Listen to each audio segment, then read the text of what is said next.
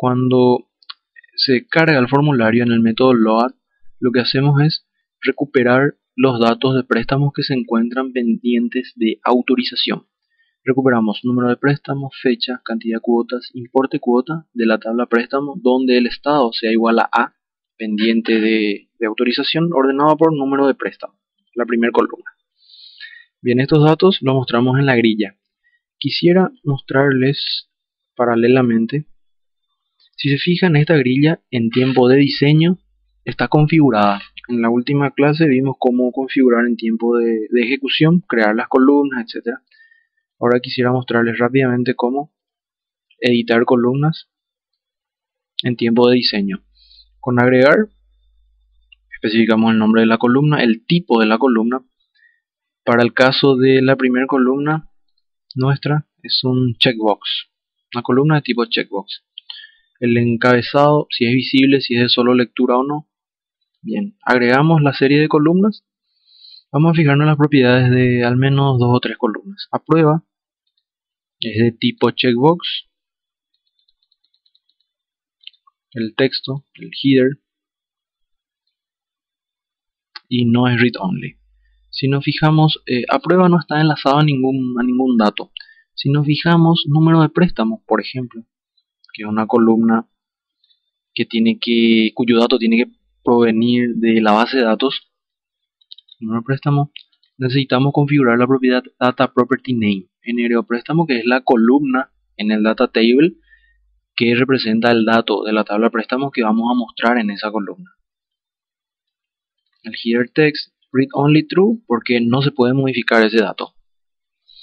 Bien, lo mismo pasa con fecha, cantidad de cuotas, y en importe cuota le agregamos algo más: el estilo de la celda, ya que es un número monetario. En la propiedad format tenemos una lista de formatos, utilizamos numérico con 2 decimales, de manera que le coloque los separadores de miles, etc. Bien, de esa manera editamos nuestra grilla en tiempo de diseño. Fíjense que en el código no hace falta más que ejecutar el select, recuperar los datos, asignar la propiedad data source, y él internamente asocia cada columna del data table a las columnas que están diseñadas en la grilla y enlazadas al data table, al origen de datos. Bien, vamos a ejecutar esto.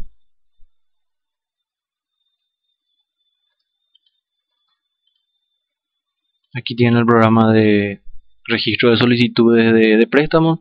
Lo que no tenemos es un ADM de socio, que lo pueden agregar. Se ingresa la cantidad de cuotas y el importe total del préstamo. Bien, vamos al proceso de autorización. Quisiéramos aprobar este préstamo y este préstamo. Al darle confirmar, vamos a hacer un recorrido sobre la grilla, y por cada préstamo marcado como para aprobar, iniciaremos el proceso, iniciaremos la transacción de generar sus cuotas y actualizar el préstamo como cerrado. Confirmar.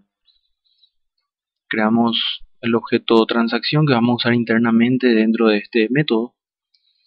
Recorrer las filas del Data Grid View. Por cada fila de tipo Data Grid View Row, fila del Data Grid, en la colección de filas de la grilla DGB préstamos. Ok, con esta instrucción lo que hacemos es recorrer todas las filas que tenga nuestra grilla. Por cada fila debemos preguntar si la fila en la celda 0, que es autorizar, tiene el valor verdadero. Entonces iniciamos una transacción. Abrimos la conexión a la base de datos, invocamos al método beginTransaction y retornamos el objeto transacción. Ahora mismo dbTransaction es igual a nothing. Aquí se ha creado el objeto de tipo SQL Transaction. Bien. Luego, por cada préstamo marcado como para autorizar, debemos generar sus cuotas.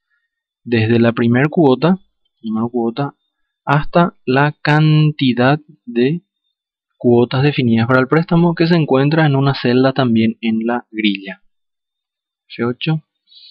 Armamos las instrucciones SQL, insertar en cuota préstamo valores @1, @2, @3, 4, 5.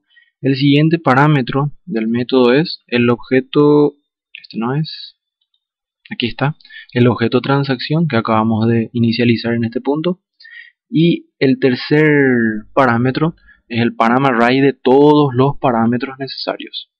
En este caso necesito el número de préstamo que está en la celda, la posición 1, el número de cuota y necesito la fecha de vencimiento. La fecha de vencimiento va de acuerdo a la fecha de firma de solicitud del préstamo, es decir, a la fecha de solicitud de préstamo le sumo tantos meses como números de cuota tenga el préstamo autorizado con la función dateAdd. DateAdd le paso el intervalo, en este caso meses, un mes a la fecha de firma de solicitud del préstamo, y luego el importe de la cuota que también está en la grilla, en una celda de la grilla, y como importe cobrado el valor 0 como constante. Vamos a darle F8, vamos a generar, creamos el comando, recibimos la instrucción SQL, establecemos la transacción de ese comando, recorremos la colección de parámetros y agregamos a la colección de parámetros del comando SQL. Aquí le agregamos, si el parámetro, el valor del parámetro es una fecha, le especificamos que ese parámetro es de tipo fecha. Esto para evitar conversiones, ya que la fecha, el manejo de fecha siempre está muy orientado a la configuración regional de los equipos, etc. Con eso nos aseguramos de que el motor entienda que el valor que estoy suministrando es una fecha.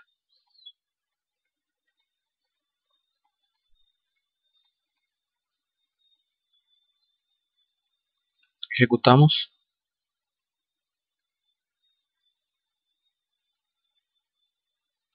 Así sucesivamente por cada cuota. Vamos por la segunda cuota. Voy a marcar, quitar el punto de interrupción. Son dos comandos. Ahora el tercer comando.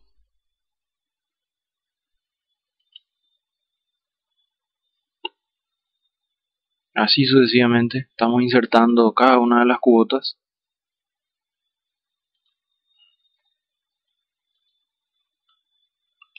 El último paso dentro de la transacción sería actualizar el préstamo. Debemos colocarle el estado C al préstamo que acabamos de autorizar. Fíjense que estamos también suministrando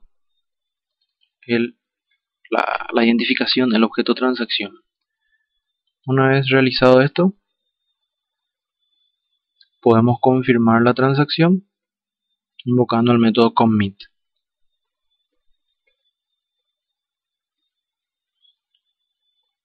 Ya no existen filas en este caso.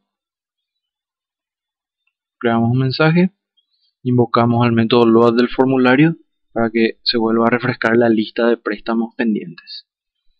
Bien, entonces veamos el manejo, repasemos el manejo global de transacciones. Se debe crear un identificador, un objeto transacción. La transacción debe ser inicializada. Cada comando que modifique datos en la base de datos dentro de esa transacción debe tener identificada la transacción correspondiente. Esto es importante para que en el caso de eventuales errores que puedan ocurrir durante la ejecución, el motor sea capaz de identificar y deshacer todos los cambios. Si todos los procesos fueron ejecutados correctamente, se confirma